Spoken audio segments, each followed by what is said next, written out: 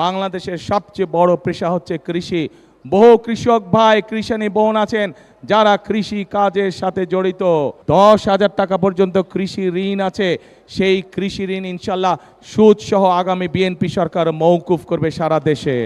প্রিয় ভাই বোনেরা, এখানে আজকে আমাদের ধানের শীষের প্রার্থী আপনাদের এই এলাকার সন্তান জনাব আব্বাস সাহেব একটু আগে বলেছেন এলাকার তরুণদের, এলাকার যুবকদের কর্মসংস্থানের সমস্যা আছে, কর্মসংস্থানের সমস্যা আছে। এই সমস্যা শুধু ঢাকা 8 নয়, এই সমস্যা শুধু ঢাকা মহানগরী নয়, সমগ্র বাংলাদেশে এই সমস্যা। এবং এর জন্য আপনাদের প্রিয় দল বিএনপি কর্মসূচি এবং পরিকল্পনা গ্রহণ করেছে। আমরা বাংলাদেশে আগামী 5 বছর ইনশাল্লাহ 1 কোটি কর্মসংস্থানের সুযোগ সৃষ্টি করব। 1 কোটি কর্মসংস্থান।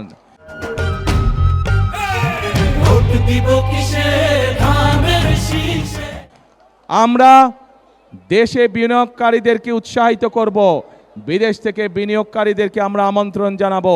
দেশে মিল কারখানা তৈরির মাধ্যমে যেমন আমরা একদিকে বেকার সমস্যার সমাধান করব, একইভাবে আমরা এই ঢাকা 8 সহ যত জেলা আছে প্রত্যেক জেলায় একটি, এবং ঢাকা মহানগরীতে বেশ অনেকগুলো আমরা vocational institute, training institute, technological institute এবং আইটি সংক্রান্ত বিভিন্ন ইনস্টিটিউট আমরা তৈরি করব। সেখানে আমাদের তরুণ সমাজের ছেলে হোক মেয়ে হোক তাদেরকে আমরা দক্ষ নাগরিক হিসাবে ধীরে ধীরে গড়ে তুলব, যার ফলে তারা দেশেই হোক নিজেদের কর্মসংস্থান তৈরি করে নিবে পারবে, দেশেই হোক তারা নিজেদের বিনিয়োগের মাধ্যমে, ছোট ছোট বিনিয়োগের মাধ্যমে তারা নিজেদের কর্মসংস্থানের ব্যবস্থা করতে সক্ষম হবে। একই সাথে তারা বিদেশেও যেতে পারবে। যারা বিদেশে যাবে, আমরা দেখেছি আমাদের প্রায় 1.5 কোটি প্রবাসী বিদেশে আছেন। এর মধ্যে অনেক মানুষ বিদেশ যাবার আগে অর্থ সংকটের জন্য তারা নিজেদের বাপ দাদার জমি বিক্রি করতে হয়। কিন্তু আমরা সিদ্ধান্ত গ্রহণ করেছি ইনশাল্লাহ আগামীতে যারা এই দক্ষ মানুষ যারা বিদেশে যাবে, আমাদের তরুণরা যুবকরা যারা বিদেশে যাবে, যারা অর্থ সংকটের কারণে যেতে পারছে না, তাদেরকে আমরা জমি বিক্রি করতে দেব না বাপ দাদার।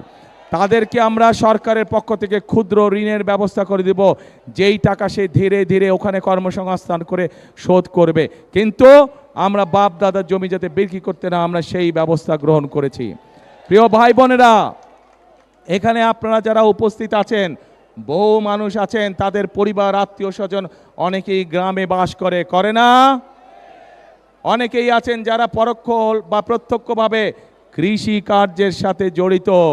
বাংলাদেশের সবচেয়ে বড় পেশা হচ্ছে কৃষি। বহু কৃষক ভাই, কৃষানী বোন আছেন যারা কৃষি কাজের সাথে জড়িত। আমরা সিদ্ধান্ত গ্রহণ করেছি আমরা এই কৃষক ভাইদেরকে, মা বোনদেরকে যেরকম স্বাবলম্বী করার জন্য আমরা ফ্যামিলি কার্ড দিব, এই কৃষক ভাইদেরকে আমরা কৃষি কার্ড দিতে চাই, যার মাধ্যমে আমরা তাদের কাছে সরকারের যে সহযোগিতা ডাইরেক্ট আমরা সেই সহযোগিতা তাদের কাছে পৌঁছতে চাই।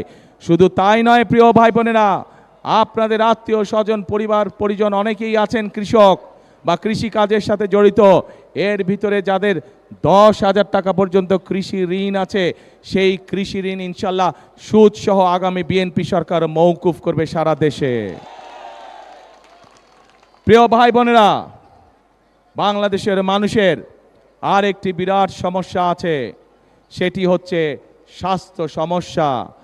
বাংলাদেশের বহু মানুষ, সেটি শহরেই হোক গ্রামেই হোক, সঠিক সময় অনেক সময় চিকিৎসা পায় না, অথবা যখন অসুখ বিসুখ ছোটোখাটো পর্যায়ে থাকে তখন যদি চিকিৎসা সুবিধা পায় তাহলে তার যেমন খরচ কম হয়, সেও দ্রুত অসুস্থ বোধ করতে পারে। কিন্তু এই সুবিধাটাও হয়ে ওঠে না অনেক সময় মানুষের। সেই জন্য আমরা সিদ্ধান্ত গ্রহণ করেছি আমরা সারা বাংলাদেশে, শহর হোক গ্রাম হোক, প্রত্যেকটি জায়গায় আমরা সারা বাংলাদেশে 1 লক্ষ স্বাস্থ্যকর্মী নিয়োগ করতে চাই। এই স্বাস্থ্যকর্মীরা শহরেই হোক, বিশেষ করে খেটে খাওয়া মানুষ যারা আছে প্রত্যেকের ঘরে ঘরে যাবে, ঘরে ঘরে গিয়ে বিশেষ করে মায়েদেরকে, বিশেষ করে মেয়েদেরকে, বিশেষ করে শিশুদেরকে ছোটোখাটো অসুখ যেগুলো ঘরে বসে চিকিৎসা দেওয়া সম্ভব, সেই চিকিৎসা তাদেরকে দিয়ে আসবে, যাতে করে মা বোনদেরকে কষ্ট করে হাসপাতালে যেতে না হয় এবং যাতে করে অসুস্থতা বেশি হওয়ার আগেই যাতে মা বোনেরা সুস্থ হয়ে যেতে পারে, এই 1 লক্ষ কর্মসংস্থান আমরা তৈরি করতে চাই।